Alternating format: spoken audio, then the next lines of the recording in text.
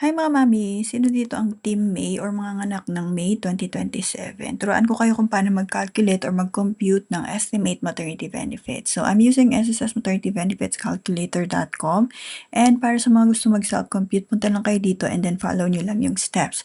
So sa step number 1, ilagay nyo lang kung anong member type kayo. So I'll be doing voluntary member since ito yung pinakamarami nating inquiry. And kung other category kayo, i-select nyo lang kung anong tamang category nyo. For maternity case, normal delivery or CS delivery, or kung solo parent kayo, ito yung ilagay nyo.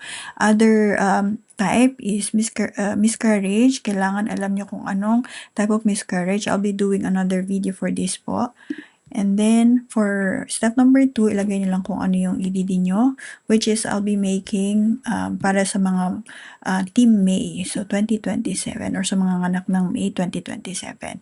Show qualifying period. So, ang qualifying period nyo, mami, is January 2026 to December 2026. So, kailangan nyo raw at least may 3 months posted contribution para mag-qualify kayo within dito sa mga months na to, ha. So, from January 2026 to December 2026.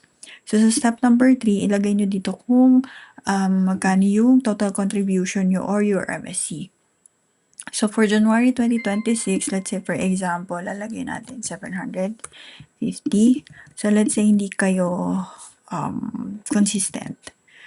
So, ayan. Ang current month pala ngayon is July 9, ha. So, kung gusto nyong ma-maximize pa yung contribution nyo or yung month ben nyo, then follow nyo lang to. So, calculate natin. So, ito yung estimate na pwede mong makuha. Now, since ang current month ngayon is July, and mga anak ka is, May 2027 pa. So, para mas ma-maximize mo siya, follow mo to. So, sa step number 4 natin, chine-check dito kung ano yung mga missing months, which is, yung sa February tsaka March natin, past deadline na siya. So, ibig sabihin, hindi mo na siya pwedeng mahulugan, or kung mahulugan mo man siya, considered late payment na.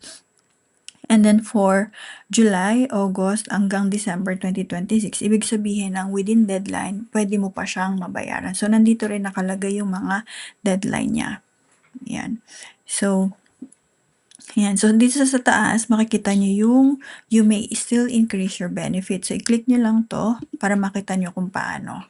So, yan. So, yung possible increase mo, pwede ka pang makakuha ng, aside dito sa 11,667, pwede ka pang ma-increase or makapag-increase ng benefit mo up to 58,000 plus. So, paano? Since, again, ang current month ngayon is July, and kung hindi ka pa nakapaghulog ng July, pwede mo siyang i-maximize. Let's say, magbabayad ka ng 3,000 contribution for the month of July, and then, yung August mo hanggang December, which is 3,000 siya per month.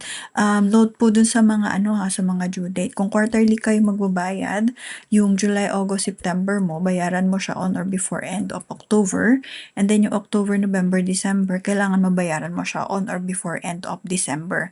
December kasi yun yung last month ng qualifying period mo. So kailangan mabayaran nyo rin siya on or before end of your last month ng qualifying period nyo. So, calculate natin, possible increase. So, ito. So, maximize mo yung 70,000. Kung nagpa-plan ka ng, let's say, magbuntis or ma-maximize yung SSS MatBen mo. Ayan. So, sa mga gusto magpa-compute or magpa-estimate, comment lang your EDD, your month contribution, and your maternity member type. And also, kung may mga comment kayo or may mga question kayo, i-comment nyo lang sa baba. Mga mamis, I have a referral link po pala dito, ha, para dun sa mga need ng extra fund. Ayan, click nyo lang to. Madadirect po kayo kay Union Bank Credit Card. Wala tayong commitment dito, ha, whether you're approved or not. Pwede po kayong mag-fill up. And if ever na ma-approve kayo, you can use it for your, let's say, mga emergency expenses na kailangan bayaran agad. But reminder lang po, ha, this is credit card. Kapag ginamit nyo siya, kailangan nyo rin po siyang bayaran.